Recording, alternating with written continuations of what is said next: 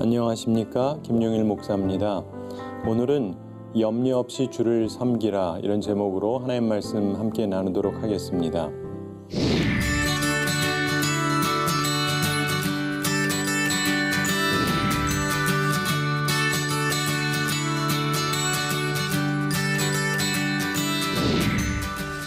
어떤 학생이 학교 수업을 빼먹고 놀러 가고 싶었습니다. 그래서 학교에다가 전화를 걸어서 마치 자기 아버지인 것처럼 하면서 전화를 걸었습니다. 우리 집 애가 아파서 하루 결석해야 되겠습니다. 그랬더니 선생님께서 질문을 했습니다. 전화해 주셔서 감사한데 전화 거신 분이 누구신가요? 그랬더니 이 학생이 엉겁결에 이렇게 답했다고 합니다. 네, 우리 아버지입니다. 우린 이런 거를 들으면은 어릴 때 참 좋은 때다, 이런 생각을 많이 합니다. 우리 인생을 살면서 보면은 나이가 들면서 조금씩 염려를 하게 되죠. 그러면서 염려 없이 살고 싶기는 한데 그게 참 쉽지가 않습니다. 그런데 아시는 대로 어린아이들은 어른들에 비해서 걱정을 잘 하지를 않는 편이죠. 그래서 우리가 어린아이들을 보면서 그거를 부럽게 생각하는 경향이 있습니다. 자, 생각해보면 우리가 염려를 극복하면서 살아가긴 해야 되는데, 자, 생각하면은 우리가 그러는 데는 이유가 있습니다. 어렸을 때는 별 걱정 없이 부모님도 계시고 혹은 누군가 우리를 양육해 주는 분이 있으니까 좀 나름대로 의지를 하면서 사는데, 우린 점점 자라가면서 어른들을 통해서 염려하는 법을 배웁니다. 왜냐하면 어른들은 이 부모님도 그렇고 자녀들에게 스스로의 미래를 대비하라고 하면서 조금씩 자립정신을 심겨주려고 하는데, 그러면서 동시에 염려하는 법도 가르쳐 주는 것이죠. 사실 중요한 것은 준비하는 것은 필요하지만 염려는 불필요한 것인데, 어떻게 하다 보니까 준비뿐만이 아니라 염려하는 법까지 우리는 배우는 경향이 있습니다. 그래서 사람들이 어른이 되면 다들 걱정이 많습니다. 그런 것처럼 우리들의 삶 속에서 우리도 모르게 생긴 하나의 습관, 그게 염려하는 습관이죠. 옛날 이런 얘기가 있었다 그러죠. 어떤 한 남자가 부잣집 양반집에 가가지고 닭장에서 닭을 훔치다가 걸렸습니다. 그래서 그 양반이 붙잡아가지고 물어봤답니다. 내 죄를 내가 알렸다. 그랬더니 이 사람이 제가 그 닭을 훔치려고 그랬었는데 잘못했습니다. 그랬더니 그 사람이 묻습니다. 도대체 왜 이걸 훔치려고 그랬느냐? 그랬더니 그 훔치던 사람이 그러더랍니다. 제가요, 남의 닭을 훔쳐 먹었는데 그거 갚으려고 그랬습니다. 이랬답니다. 자, 생각을 해보십시오. 하나의 문제를 해결하기 위해서 또 다른 잘못을 한다고 그 문제가 잘 해결되지 않지 않습니까? 우리가 살아가면서 보면 분명히 우리들의 삶을 나름대로 개척하고 자립심을 가지고 살아가기는 해야 되지만, 우리는 또한 불필요한 걱정을 많이 하는 경향이 있습니다. 예수님께서도 내일 일은 염려하지 말라고 분명히 말씀하셨죠. 우리가 내일 일을 위해서 계획하는 것은 필요하지만 그러나 염려할 필요는 없는 것입니다. 그러나 우리가 살면서 보면은 우리 하나님을 믿는 사람들도 때로는 미래에 대해서 걱정을 하면서 살 때가 많습니다. 우리가 어떻게 하면은 염려 없는 삶을 살 수 있을까? 하나님 말씀에서 보면 여러 가지 말씀을 해주시는데, 특별히 오늘 본문에서 우리들의 염려를 극복할 수 있는 방안을 몇 가지 말씀해 주고 있습니다. 그런데 우선 해결하기에 앞서서 우리가 주로 염려하는 이유를 잠깐 생각해 보고 그 다음에 해결 방안을 얘기하도록 하겠습니다. 오늘 본문을 근거로 해서 보면은 우리가 살아가면서 우리가 염려하게 되는 중요한 세 가지 요인이 있다고 설명을 하고 있습니다. 그 첫째가 뭐냐면 배우자입니다. 여러분, 우리가 남녀 청춘들이 누군가를 사랑하고 그리고 그 사람하고 함께 살고 싶어지고 결혼하고 그러면 이제 행복하게 살아가는 건데, 근데 사실은 살면서 결혼하고 나서 그 배우자 때문에 근심하게 되는 경우가 많다는 것입니다. 물론 그 배우자가 주어졌다는 건 복이죠. 그리고 하나님께서 우리에게 좋은 사람으로 주신 것이지만 동시에 배우자 때문에 근심하는 사람들도 많습니다. 자, 배우자로 인한 염려는 보통 두 가지 측면에서 있죠. 하나는 좋은 차원이고 하나는 나쁜 차원인데, 우선은 사랑하기 때문에도 염려를 하게 되죠. 자, 일단 자기가 사랑하는 사람이랑 결혼하게 되면 그 사람이 뭐 남편이든 아내든 상대방에 대해서 그 사람을 어떻게 기쁘게 해줄까 이런 생각을 하게 되죠. 그래서 그 사람을 맞춰주려고 하는데 그러면서 고민을 좀 하게 됩니다. 그리고 사랑하기 때문에 그 사람이 건강이 나쁘다든가 그럼 또 그것도 고민하면서 또 이 문제를 해결해 주려고 노력을 하게 되고 그 밖에도 이 사람이 뭐 직장이라든가 사업이라든가 이런 데서 어려움이 있으면은 사랑하기 때문에 그 사람을 위해서 함께 걱정을 해주게 되는 것이죠. 이런 것은 나쁜 것은 아니고 어떤 면에서 바람직하고 필요한 것이긴 한데 어쨌든 사랑하는 사람이기 때문에 그 사람을 위해서 함께 고민해 주는 경우가 많습니다. 그리고 그거 말고 또 다른 차원에서 살다가 보면은 갈등이 생길 때가 있죠. 이 배우자이기 때문에 서로 잘 맞춰 살면은 아주 좋겠지만 항상 조화롭게만 살게 되지가 않습니다. 그렇기 때문에 뭔가 차이가 생길 때, 갈등이 생길 때 어려워지죠. 자기와 함께 있는 사람이 자기하고 조화를 잘 이루면 평안하고 행복하고 사랑이 넘치지만 갈등이 자꾸 생기면 이게 뭐 성격적인 이유로든 신앙적인 이유로든 어떤 이유로든지 간에 이게 갈등이 생기면 사람이 굉장히 피곤해지게 되는 것이 사실인 것입니다. 다시 말씀드리지만 이 배우자로 인한 염려라고 하는 게 반드시 나쁜 것은 아닙니다. 좋은 것도 있어요. 그러나 어쨌든 좋은 의미로든 나쁜 의미로든 대부분의 사람들 살펴보면은 배우자 때문에 상당히 고민을 하는 건 사실입니다. 그래서 우리가 살아가면서 그런 요소가 우리들을 고민하게 되는 한 가지 요소라는 것을 알 필요는 있는 것이죠. 두 번째로 우리가 염려하게 되는 또 다른 이유는 뭐냐면 우리의 감정 때문입니다. 자, 사람에게 감정이 있는 것은 맞는 것이죠. 사람에게 지식도 있고 감정도 있고 의지도 있습니다. 그래서 그걸 가지고 우리들이 살아가고 하나님께서 주신 것 중에 하나이기 때문에 그 자체가 잘못된 것은 없습니다. 그러나 우리가 때로 자기의 감정에 상당히 몰두하게 되면 오히려 그것으로 인해서 문제를 일으킬 때가 많습니다. 우리들이 내가 가지고 있는 감정에 너무 충실해지게 될 때 상당히 많은 문제를 일으킬 수 있고 특별히 그 가운데 나쁜 감정에 충실할수록 우리들의 인생에 염려가 많이 생기게 됩니다. 여러 해 전에 우리 서울에서 좀 어처구니 없는 어떤 살인 사건이 있었던 경우가 있습니다. 중학교 3학년짜리 남학생이 중학교 1학년짜리 여학생을 죽였는데 그 사건 자체를 보면은 아는 아이도 아니고 전혀 모르던 사람이에요. 그런데 자기가 집안에서 기분 나쁜 일이 있었습니다. 자기 아버지가 집안에서 항상 자기 어머니랑 누나한테도 안 좋게 하고 그랬는데 그날도 자기 어머니하고 자기 누나한테 함부로 대하는 걸 보면서 자기가 한마디 했다가 아버지한테 꾸중을 심하게 들었습니다. 너 공부나 제대로 해라. 그러면서 아버지가 뭐라 그러니까 화가 나가지고 아버지한테는 어떻게 해보지 못하고 집에서 식칼을 들고 나왔다는 거예요. 식칼을 들고 나왔는데 아직 어둡지 않을 때였습니다. 근데 지나가다 보니까 어떤 여학생들이 지나가는데 막 웃으면서 지나가는 거예요. 근데 그걸 보면서 우리 엄마는 힘들게 사는데 이 딴 여자들은 행복하게 사는 것 같다. 괜히 기분이 나빴다는 거예요. 그래서 그 여학생이 가는 데를 따라서 그 승강기를 타고 탔다가 이 한참 올라갔을 때 이 여학생 목을 찔러 죽이고 도망간 거예요. 자기하고 원한 관계도 아니에요. 아무 관계도 없는데 그냥 나는 이렇게 불행한 것 같은데 남은 행복해 보인다는 게 기분이 상했던 거예요. 그러면서 자기 나쁜 감정에 충실하게 행동했기 때문에 문제가 생긴 거죠. 이 어린 학생이 그런 일을 했으면 그 미래가 어떻게 되겠습니까? 자, 우리가 살면서 보면은요, 참을인자 셋이면 그 살인도 면한다는 말이 있잖아요. 근데 우리의 삶 속에서 너무나 많은 사람들이 자기 감정에 충실한데 특별히 나쁜 감정에 충실해요. 미움에 대해서 충실합니다.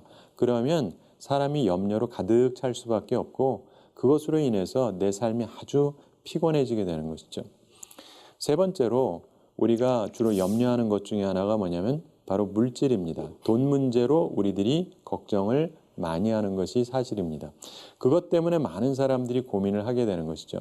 심지어 세상에 살 때는 뭐 말할 것도 없고 우리 믿는 사람들이 하나님의 전에 왔을 때도 그때에도 물질 때문에 고민하는 경우가 많습니다. 이런 이야기가 있습니다. 어떤 교회에서 예배 드리면서 함께 기도하게 됐다는 거예요. 근데 기도하는 분이 힘차게 기도했답니다. 주님, 우리가 우리 영혼을 온전히 주님께 맡길 수 있도록 믿음을 주옵소서. 그랬더니 교우들이 우렁차게 아멘 하더랍니다. 계속 기도에 인도하는 분이 힘차게 기도합니다.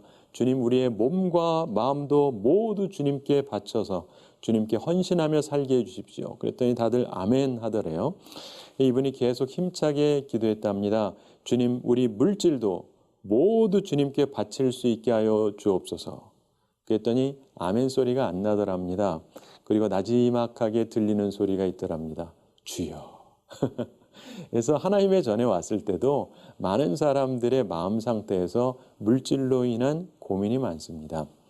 자, 이런 세 가지 고민거리가 있는데 오늘 본문의 말씀, 이 말씀은 염려를 뛰어넘는 세 가지 방법을 제시해 주고 있습니다.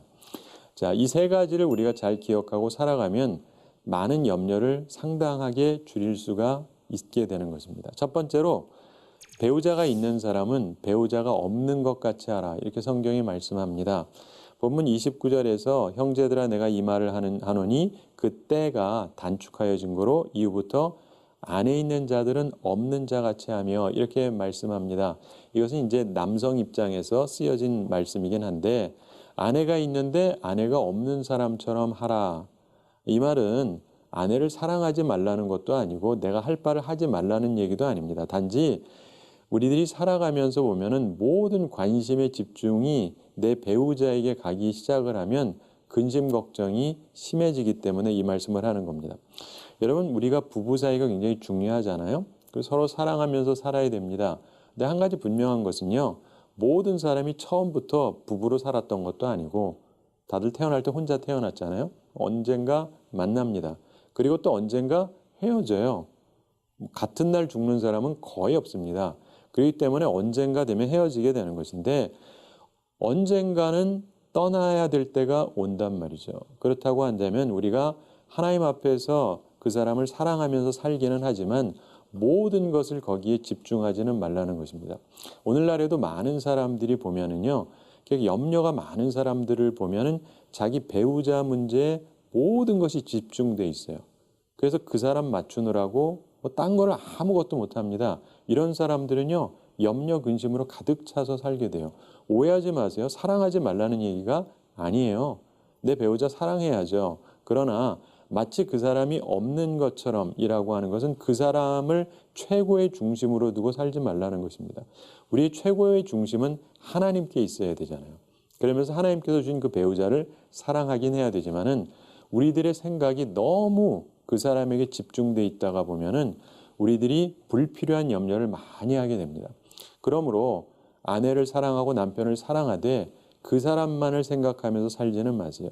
그 방식이 우리들의 삶을 피곤케 하기 때문입니다. 그래서 항상 하나님 중심으로 마치 배우자가 없는 것처럼 그러나 하나님만을 바라보면서 항상 살라는 것입니다. 두 번째로 우리가 염려를 뛰어넘으려면요, 감정을 뛰어넘어야 됩니다.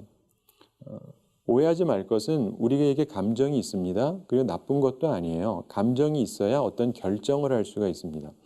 우리가 어떤 정보가 들어왔을 때 그 정보에 대해서 내가 좋다, 나쁘다, 감정적으로 느껴요. 그 감정에 따라서 어떤 행동을 결정하게 됩니다. 그래서 감정은 꼭 필요한 것은 사실인데, 그런데 우리들이 감정을 어느 정도 극복하지 못하면 우린 염려 속에서 살아가게 됩니다. 그래서 본문 30절 전반에서 우는 자들은 울지 않는 자 같이 하며 기쁜 자들은 기쁘지 않은 자 같이 하며 이렇게 말씀합니다. 자, 이 말은요, 속이라는 말이 아니라 내 감정을 뛰어넘으라는 거예요. 어떤 경우는요, 정말 슬퍼요. 근데 거기 너무 충실하지 말라는 겁니다. 난 못 살겠다. 자꾸 이러지 말라는 거예요. 그거 뛰어넘으라는 거예요. 그리고 기뻐요. 기분이 좋아요. 남 앞에 잘난 척하고 싶어요. 그것도 뛰어넘으라는 겁니다. 우리들이 항상 좋은 날도 있고 나쁜 날도 있죠. 근데 거기에 너무 집중하지 말라는 겁니다. 왜냐하면 어떠한 것도 영원하지가 않지 않습니까? 이 세상의 것들은. 그래서 이 세상에서는요, 기쁜 것도 잠깐이에요. 슬픈 것도 잠깐이고. 근데 마치 이 기쁨이 영원한 것처럼 생각하는 것도 어리석음이고 지금의 이 슬픔이 영원할 것처럼 생각하는 것도 어리석은 것입니다. 그래서 너무 내 감정에 집착하지 말라는 겁니다. 여러분 일기를 써보시면 아시겠지만은요. 어떤 날은요. 세상이 다 아름다워 보여요. 모든 사람이 좋아 보이고. 왜냐면 내가 기분이 좋기 때문에. 그러나 어떤 날은요. 세상이 전부 다 악해 보여요.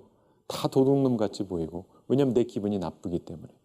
근데 거기에 너무 충실해서 살잖아요. 그럼 사람이요. 이랬딱 저랬딱 도무지 주체를 하지 못하고 살게 됩니다. 여러분 인생에서 자기 감정에 충실한 사람들을 한번 관찰해 보세요. 그 사람들은요. 안정성이 없습니다. 항상 염려 속에서 살게 돼요. 이랬딱 저랬딱. 왜냐하면 자기 감정에 너무 충실해서 그렇습니다. 그래서 여러분 인생 살면서 하나님의 말씀을 기억하고요. 눈물이 나도 내가 그렇게 우는 사람 같이 그러지 말고 기쁜 일이 있어도 너무 기쁜 것 같이 하지 말고 적절하게 하라는 겁니다. 그것이 우리들의 염려를 뛰어넘을 수 있는 것이기 때문입니다. 세 번째로 염려를 극복하기 위해서 필요한 것은 우리들이 재물이 있어도 없는 것처럼 하라. 이렇게 하나님의 말씀이 우리에게 교훈해 주고 있습니다. 본문 31절 초반에서 세상 물건을 쓰는 자들은 다 쓰지 못하는 자 같이 하라. 이렇게 말씀합니다. 다 못 쓸 것 같이 하라. 이 얘기는요. 재물에 대한 욕심을 극복하라는 거예요. 여러분 사람은 있잖아요. 항상 변해가는데 우리나라가 한 20, 30년 전만 해도 1억 그러면 굉장히 큰 돈이었습니다. 그래서 아주 괜찮은 집도 몇 천만 원이면 사고 그랬거든요. 20, 30년 전이면은요. 그런데 어떤 사람이 그 20, 30년 전에 이 돈 문제 때문에 우물에 투신 자살을 했습니다. 그래서 신문에 났던 적이 있어요. 그 사람이 왜 자살을 했느냐? 세금을 많이 내라는 통지를 받고 절망해서 자살을 했답니다.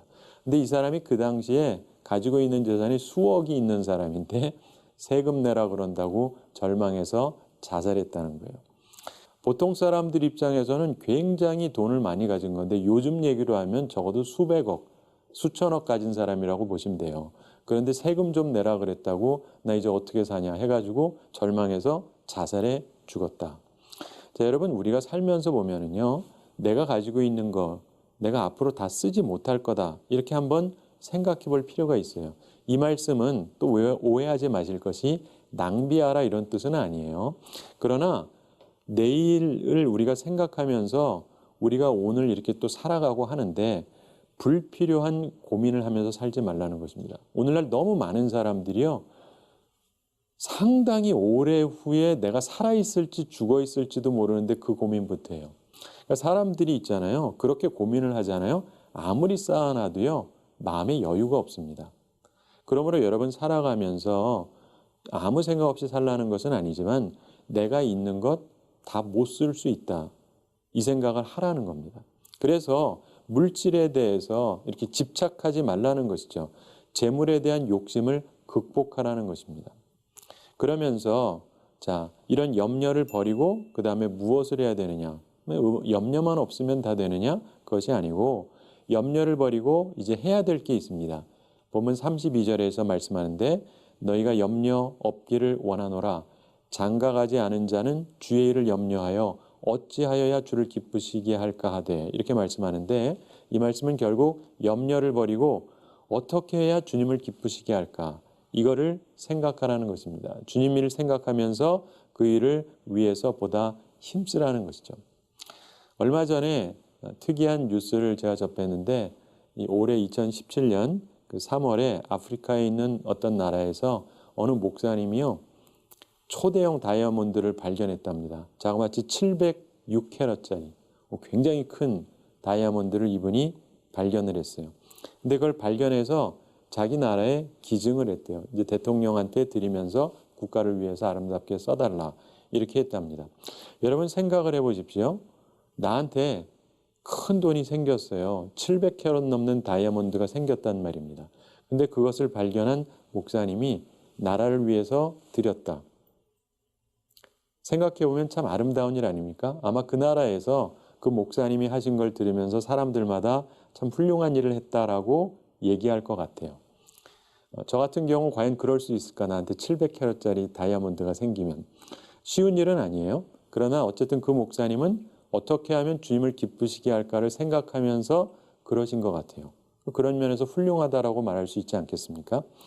여러분, 그래서 그 나라에서도 이 목사님, 모모라고 하는 목사님인데 모모 목사님을 우리 모범으로 삼자, 뭐 이런 말을 했다 그럽니다. 자, 하나님께서 주신 선물로 알면서 우리가 어떻게 하면 하나님을 기쁘시게 할까를 찾아간다라고 한다면 우리가 복음을 위해서도 선한 일을 많이 할 수 있을 것이고 하나님께 영광이 될 수 있을 것입니다. 여러분, 어떤 부부가 있었는데요. 뭐 공부도 많이 하고 재산도 상당히 많아요. 그런데 40이 넘도록 아이가 생기지를 않았습니다. 근데 이 부부한테 친한 친구가 하나 있었는데 그 친구는 반대로 굉장히 가난해요. 근데 또 이 친구는 애가 또 많아가지고 6명이나 데리고 있었습니다. 그래서 이 잘 사는 친구가 자기 친구한테 어느 날 얘기를 했어요. 그 6명 중에 하나를 나한테 양자로 입양시켜라. 그럼 내가 그 아이를 잘 교육시키고 박사학위까지 공부시키고 잘 살도록 이렇게 내가 키우겠다. 이렇게 말했습니다. 그래서 그날 저녁에 그 친구 부부가 이제 상의를 했다 그럽니다. 그래도 6명 키우기 참 힘드니까 생각해 봤는데 첫째는 맏아들이에요. 맏아들은 줄 수 없고 둘째를 생각해 보니까 딸인데 그래도 또 맏딸이라서 맏딸은 좀 보내기가 그렇고 셋째를 생각해 봤는데 이 셋째는 좀 몸이 약하답니다. 이 약한 애를 남한테 맡기려니까 그 좀 안 좋을 것 같고 이렇게 저렇게 생각하다 보니까요. 줄 애가 하나도 없었다. 사랑하는 성도 여러분, 그게 부모의 마음이지 않습니까? 제대로 된 부모라면 자식이 많아도 그 중에 하나 남한테 넘기는 게 그리 쉬운 일이 아닙니다. 이게 사람도 그런데 하나님께서요, 우리를 위해서 한 분밖에 없는 독생자 예수 그리스도를 우리를 위해서 희생하셨어요. 우리는 그 사랑을 입은 존재입니다. 그 은혜를 입은 존재예요. 그리고 우리가 생명이 길지 않잖아요. 오래지 않아서 우리를 사랑해 주신 그 하나님을 우리가 다 만나게 될 것입니다. 그런데 오늘 우리는 무엇을 하면서 살고 있는가? 나는 무엇을 고민하면서 살고 있는가? 한번 생각해 보세요. 나를 위해서 모든 것을 희생하신 그 하나님을 위해서는 내가 무엇을 하며 사는가? 물론 다른 것들도 중요하지만 다른 것에 너무 집중해서 그 하나님을 만날 준비, 예수님 만날 준비는 안 하며 살고 있지는 않은가? 이걸 생각하면서 우리들의 삶을 점검해보고 주님을 기쁘시게 할 것이 무엇인가를 생각하며 살아가는 우리들이 다 되기를 바랍니다. 자, 한 가지 이야기 말씀드리면서 오늘 말씀을 정리하겠습니다. 나폴레옹이랑 관련된 얘기입니다. 여러분 잘 아시는 나폴레옹이 황제가 되고 나서 절대 권력을 갖고 있잖아요. 근데 한 번은 말을 타고 가다가 갑자기 말이 날뛰는 거예요. 그래가지고 갑작스럽게 자기가 말 고삐를 놓쳤습니다. 위험에 처해서 잘못 떨어지면은 중상 내지 사망에 이를 수가 있잖아요.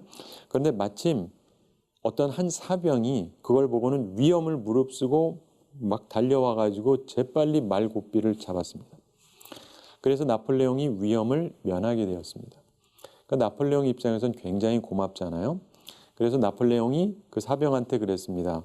고맙네, 대위. 그러니까 그 말에 사병이 답을 했습니다. 폐하, 저는 대위가 아닙니다.